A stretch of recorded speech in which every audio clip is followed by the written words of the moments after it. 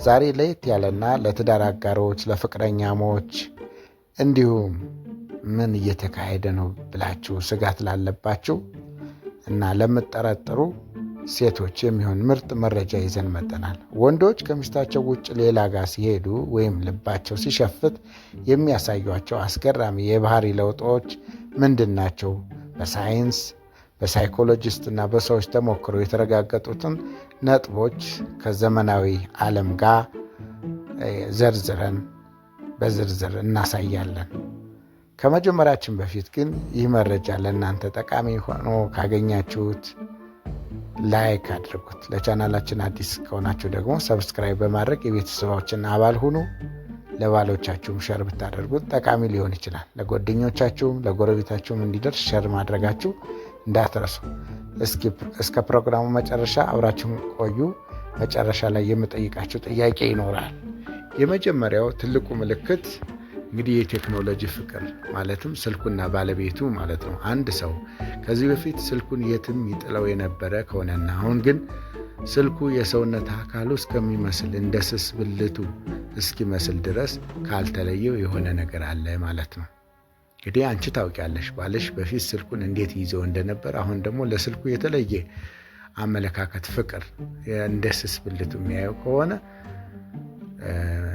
ችግር አለ ማለት ነው። ስለዚህ የመጀመሪያው የፓስወርድ ማብዛት ሊሆን ይችላል። ከዚህ በፊት ስልኩን ክፍት የነበረው አንቺም ልጆቹም ወይም ደግሞ ሌላም ሰው ሊያየው የሚችል የነበረ ግን ድንገት ፓተርን ከቀየረ በፒንኮድ እና በጣት አሻራ ከቆለፈ አዲስ ምስጢር ተፈጥሯል ማለት ነው። እዚህ ጋር መጠርጠር ያስፈልጋል ማለት ነው። ሁለተኛ ስልኩን ደፍቶ ማስቀመጥ። ጠረጴዛ ላይ ሲያስቀምጥ ሁልጊዜ ገልብጦ ስክሪኑን ወደ ታች የሚያደርግ ከሆነ ችግር አለ ማለት ነው።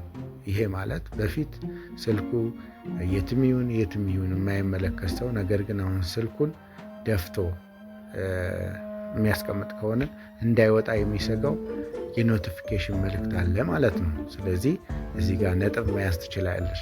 ሶስተኛ ደግሞ የሳይለንት እና ዶንት ዲስተርብ ሱስ ካለ ከቤት ሲገባ ስልኩ ድምፅ አልባ ይሆናል። ለምን? ድንገተኛ የፍቅር መልእክት ድምፅ፣ ተደጋጋሚ ስልክ ሊደወል ይችላል ብሎ ስለሚፈራ ሳይለንት እና ዶንት ዲስተርብ የሚያደርግ ከሆነ። አራተኛ መታጠቢያ ቤት ያለውን ሁኔታ መመልከት። መታጠቢያ ቤት ገብቶ ከ1 ሰዓት በላይ የሚቆይ ከሆነና ስልኩን ይዞ ከገባ እዚያ ውስጥ ሻወር ሳይሆን ቻት አለ ማለት ነው። ይህን እያደረገ ሊሆን ስለሚችል መጠርጠር ያስፈልጋል ማለት ነው። አምስተኛ የመደነባበር ምልክቶች፣ መደናገር፣ መቅበዝበዝ ነገር ካለ ስልኩ ላይ ቴክስት ሲገባ በድንገት ካያችሁትና ድንገት ከደነገጠ ወይም ስልኩን ቶሎ ከሸሸገ ይህ ትልቁ ቀይ መብራት ነው እህቴ፣ ቸክ። ስለዚህ መደነባበሩን በደንብ መታየው ከሆነ። ሌላው በሁለተኛ የምናየው የምግብና የቤት ውስጥ ባህሪ ቅሬታና ማጣጣል ሊኖር ይችላል። ወንዶች ሌላ ቦታ የተሻለ ነገር አለ ብለው ሲያስቡ የቤቱን ማጣጣል ይጀምራሉ። ይሄ የሚሆነው የጥፋተኝነት ስሜታቸውን ለመሸፈን ሌላውን ሰው ጥፋተኛ ለማድረግ ስለሚሞክሩ ነው። ለምሳሌ ምግብ ማጣጣል ሊሆን ይችላል። ዛሬ ምግቡ ጨው በዛው፣ እንዴት ነው? ማን የሰራው? ተኝተሽ ነው የሰራሽው እንዴ? ጨው የለውም፣ በርበሬው ያቃጥላል ወይ በማለት ሰበብ መፈለግ። እንዲያውም እቤት መብላት ደብሮኛል ብሎ ውጭ መብላትን ሊያበዛ ይችላል። እነዚህ ሌላ ምልክቶች ናቸው። ምክንያት የለሽ መቆጣት፣ ዝም ብሎ ቁጣ ይለዋል። ለምን እዚህ ጋር አስቀመጥሽው በሚል ትናንሽ ነገሮችን ጠብ መፈለግ። ትዳሩን ቤቱን አሰልቺ አድርጎ የማቅረብ ዝንባሌ ሊያሳይ ይችላል። እህቴ ይህንንም መከታተል አለብሽ። ንቀትና ማኩረፍ ሌላኛው። እናንተ ዝቅ ማድረግ፣ ሴቶችን ሚስቱን ፍቅረኛውን ዝቅ ማድረግ፣ ስራችሁን አለማድነቅ፣ ሕይወቴን አበላሸችው የሚሉ ከባድ ቃላትን መዘርዘር ያበዛል። ይሄ የራሱን ችግር ለመሸፈን ነው። ይሄ ሁሉ የልቡን መሸሽ ምልክቶች ናቸው። ሌላው ደግሞ ድንገተኛ የውበት ጥበቃ መሽቀርቀር። ባል ከዚህ በፊት በሳምንት አንድ የሚታጠብ ከሆነ፣ ሽቶ የማይወድና የቆሸሸ ቲሸርት ለብሶ የሚውል የነበረ ከሆነ ድንገት ግን መዘነጥ ካበዛ፣ መስታወት ላይ መቆም ካበዛ፣ አዳዲስ ልብሶችን መግዛት ከጀመረ፣ ሽቶ መቀባባት ከቤት ሲወጣ 1 ሊትር ሙሉ ሽቶ የሚረበረብ ከሆነ ይህንን በደንብ ማየት ያስፈልጋል። ሌላው ተኝቶ የሚያሳልፈው ሰውዬ፣ ትንሽ አንድ እርምጃ መንቀሳቀስ የማይችለው ሰውዬ ጅም መሄድ ነው፣ ጀስ ወፈርኩ፣ በቃ ራሴን መቀየር አለብኝ ብሎ ድንገት ለሰውነቱ መጨነቅና ስፖርት ቤት መመላለስ ከጀመረ ለማን ነው የሚሽከረከረው የሚለውን ጥያቄ ማንሳት አይከፋም። ለምሳሌ ጆሮ ይተልቃል፣ አይኑ ይቅበዘበዛል እንደሚባለው ሁሉ ለውጫዊ ገጽታው ያለው ትኩረት በከፍተኛ ሁኔታ ይጨምራል ማለት ነው። ሌላው የጊዜና የገንዘብ አጠቃቀሙን ማየት ነው። ስራ በዛብኝ የሚለውን ሰበብ አንጋፋውና ቀዳሚው ምልክት ነው። ለምሳሌ አምሽቶ መግባት፣ ሁልጊዜ ሚቲንግ ነበረኝ፣ ትራፊክ ዘጋብኝ፣ መንገድ ተጨናንቋል የሚሉ ሰበቦችን ይበዛሉ። የገንዘብ እጥረት፣ ከዚህ በፊት ለቤት በቂ የነበረው ገንዘብ አሁን ላይ አልበቃኝም ማለት ይጀምራል። ውጭ ላይ ለሚደረጉ ግብዣዎችና ስጦታዎች ገንዘብ ስለሚባክን ቤቱን ላይ ጉድለት ይታያል። ቤት ኪራይም አልከፍልም ሊል ይችላል። ለልጆችሽ ለቤት ወጪ ይሰጥ የነበረውን አልሰጥም ማለት ሊያመጣ ይችላል። ሌላው ብቻውን መሆን መፈለግ፣ አብሮ ፊልም ማየት፣ ማውራት ወይም መጫወት ያቆማል።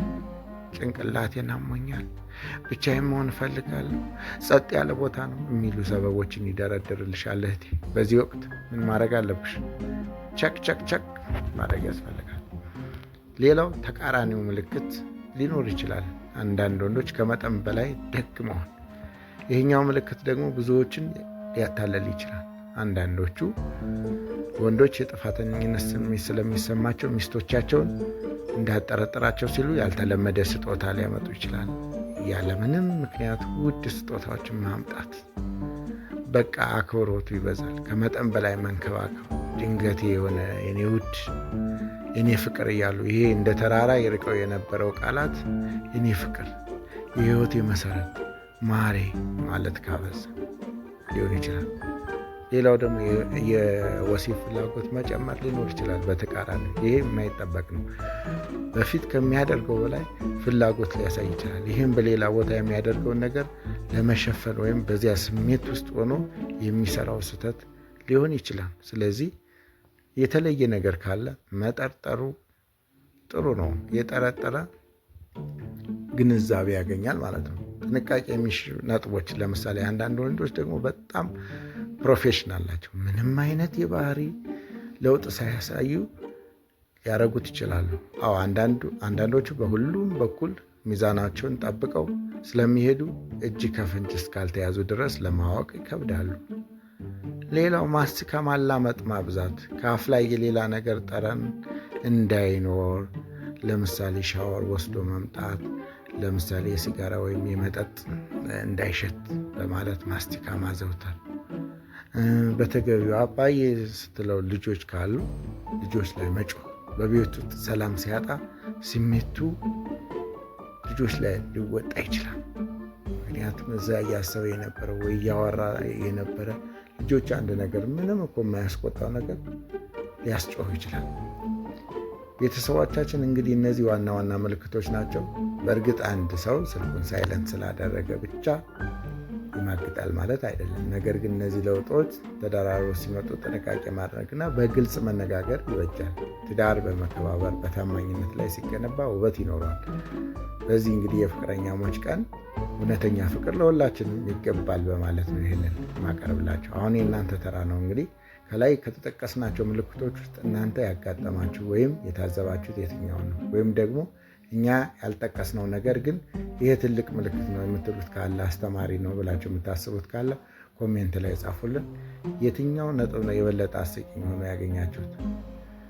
ለምሳሌ ጥርሱን ሊያገጥ ይችላል፣ ሳቅ ሊያበዛ ይችላል፣ ወይም ደግሞ እግሩ ይንሻፍፋል የሚለውም አለ። ሀሳባችሁን በኮሜንት እንድታካፍሉን እንፈልጋለን። ምርጥ ኮሜንት በሚቀጥለው ቪዲዮ እናቀርባለን።